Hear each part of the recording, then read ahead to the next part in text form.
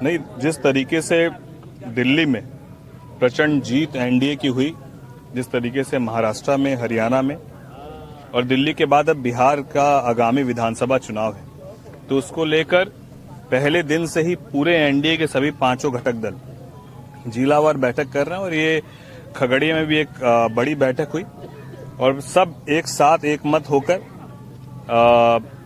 बिहार में 2010 से ज्यादा बड़ा बहुमत एनडीए को मिले, इसके लिए हम लोग सब काम कर रहे हैं। और हम लोग का ये प्रयास है और जिस तरीके से लोगों का रुझान है, जिस तरीके से लोगों के बीच जा रहे हैं, तो लोगों का माननीय मुख्यमंत्री जी के ऊपर, माननीय प्रधानमंत्री जी के ऊपर एक अटूट विश्वास, और उस विश्वास का प्रतिफल आने वाले आगामी विधानसभा में देखने को मिलेगा। खगड़िया में जिस प्रकार आपराधिक गतिविधि बढ़ी है, जहाँ पर आए हैं पड़ता में कुछ दिनों पहले ही मर्डर हुआ, क्या माना जाए, जिला प्रशासन सुनी हो गई है? नहीं, बिल्कुल, जिस तरीके से अपराध की घटना हुई है, आज मैं उस परिवार से, पीड़ित परिवार से मिलने जा ही रहा हूं यहाँ से, तो ये दुखद है। और इसको लेकर हम लोगों ने जिला प्रशासन से भी और हम लोगों ने एडीजी लॉ एंड ऑर्डर से भी इस विषय पर बात भी कही है कि यहाँ पर किस तरीके से हम लोग पेट्रोलिंग और ज्यादा दुरुस्त करें, और जितने ऐसे आपराधिक छवि के व्यक्ति हैं, लोग हैं, उनकी सरकार, प्रशासन, जिला प्रशासन एक सूची बनाए और वैसे लोगों पर सख्त से सख्त कार्रवाई का तरीका बहुत हो सकता है, लेकिन उसमें जो सख्त कार्रवाई हो सकती है उसको सुनिश्चित करने का काम करें। एनडीए में सब कुछ ठीक ठाक चल रहा है? नहीं, पूरी तरीके से एनडीए एक मत है, एकजुट है। आरोप प्रत्यारोप का सिलसिला जिस प्रकार चल रहा है, इस पर क्या कुछ कहना चाहेंगे? कहाँ पर? इस प्रकार आपने घोड़दौड़ के दौरान कहा था कि जो बाहरी प्रवृत्ति के लोग हैं, मानसिकता के लोग हैं, आने वाले समय उन्हें बाहर किया जाएगा। फिर आपके सवाल के जवाब में प्रता विधायक ने फिर जवाब दे दिया कि आरोप प्रत्यारोप को किस नजर से देखा जाए, लोग कैसे देखें? नहीं, हमको लगता है कि मैंने लोकसभा चुनाव के वक्त जिस तरीके से मुझे बाहरी जो उस वक्त के प्रत्याशी थे उन्होंने कहा, मैंने उस परिप्रेक्ष्य में कहा। लेकिन यदि किसी के अंदर नासमझी है, नादानी है, तो उस पर हम लोग क्या कह सकते हैं? हमारे कहने का मकसद क्या, उनको उस बात से हमको लगता है पीड़ा नहीं है। क्या होता है कि आज हम खगड़िया लोकसभा के सांसद हैं, तो लोगों ने सेवा के लिए 5 साल का मौका दिया है कि हम लोगों की सेवा करें। और अगर हमको इस बात की गलतफहमी हो जाए कि अब 5 साल के लिए इस जगह के हम राजा हैं और हम जैसा चाहेंगे वैसा करेंगे, तो इसको नादानी और नासमझी मेरे भाषा में नादानी और नासमझी है। तो जो ऐसा सोचते हैं उनको मुबारक हो, भगवान सद्बुद्धि दे, हम लोग यही बोलेंगे। एक तरफ एनडीए की बैठक होती है और एनडीए के घटक दल के ही विधायक एक एमपी के खिलाफ मोर्चा खोल दे और बहुत सारे अपमानजनक बातों का इस्तेमाल करे, इसे कैसे देखते हैं? नहीं, ठीक है, चलिए, अब सबके अपने अपने विचार हैं, अपने अपने संस्कार हैं। हम लोग पूरे ईमानदारी से और लोगों के सामने सर झुकाकर पूरी विनम्रता के साथ लोगों की सेवा करने के लिए हम लोग यहाँ पर आए हैं और पूरे 5 साल तक हम लोग उनकी सेवा करेंगे। कोई कुछ बोलता है और किसी तरह की कोई टिप्पणी करता है, तो मुझे लगता है कि उस टिप्पणी का जवाब देना बहुत इसलिए जरूरी नहीं समझते हैं कि नहीं तो 5 साल इसी में बीत जाएगा।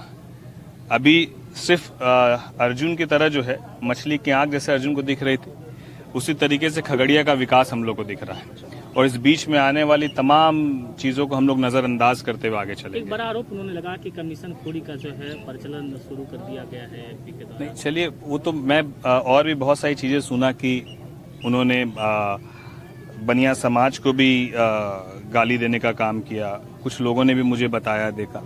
तो देखिए, मुझे लगता है कि राजनीति में मेरे से ज्यादा अनुभव उनके पास है, बावजूद इस तरह की बात वो क्यों कह रहे हैं और एक खुले मंच पर क्यों इस भाषा का वो इस्तेमाल करते हैं जिसमें वो गाली देते हुए नजर आते हैं।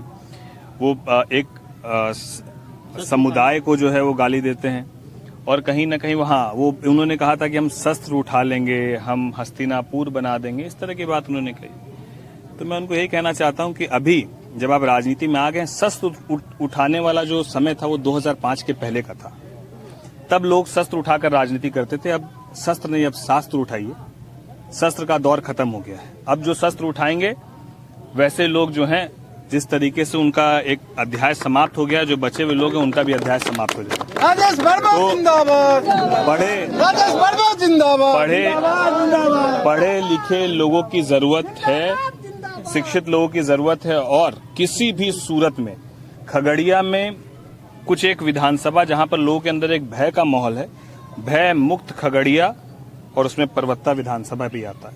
कोई हो, मेरा हमेशा ये मानना है कि गलत को कभी हम लोग प्रश्रय नहीं देंगे और सही के साथ हम लोग 100% खड़े रहेंगे। तो यहाँ पर जिस तरीके से एक बड़ी संख्या में लोग मुलाकात करने आते हैं और लोग अपनी पीड़ा बताते हैं कि हमारी जो है जमीन है उसको हड़प लिया गया, हमारे ऊपर केस कर दिया गया, मेरे बेटे के ऊपर केस कर दिया गया, मेरे पति के ऊपर केस कर दिया गया, महिला जिस तरीके से रो रही है, जिस तरीके से पीड़ित है, आखिर ये दौर कब तक चलेगा? कोई किसी को डरा के धमका के बहुत लंबी राजनीति नहीं कर सकते। मैं हमेशा इस बात को कहता हूँ और यदि हम लोग किसी को प्रणाम करते हैं, चरण स्पर्श करते हैं तो हमारे संस्कार है। और अगर किसी को इस बात का गलतफहमी हो जाए कि चरण स्पर्श का अर्थ कोई हमसे भय खा रहा है तो बहुत नासमझ व्यक्ति है। और नासमझ नादान लोगों के लिए सिर्फ हमारे पास यही कहने का है कि जनता मालिक है, विनम्र होइए, अहंकार में मत रहिए। और अगर आपको इतनी ही ताकत का अहंकार है तो आप एक बार इतिहास को देखिए और रावण के सोने के बने हुए महल को देखिए। एक बानर आके पूरी लंका जला के चला गया। तो आप जनता के सेवक है, जनता के सेवक बनिए। अगर आपको डर नहीं लगता तो फिर क्यों बुलेट प्रूफ गाड़ी में चलते हैं?